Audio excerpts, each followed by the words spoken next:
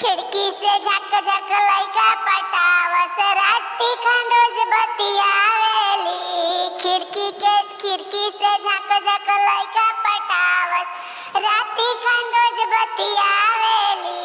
ननद चिनरिया हमरा के देख के खाली मुंह चमकावेली। खिड़की से झक झक लइका पटावस, राती खन रोज बतियावेली।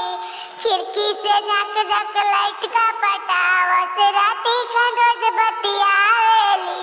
घूमेली छोटे छोटे कपड़ा पहिन के, घूमेली फैशन देखावेली। छोटे छोटे कपड़ा पहिन के खाली उ फैशन में रहेली।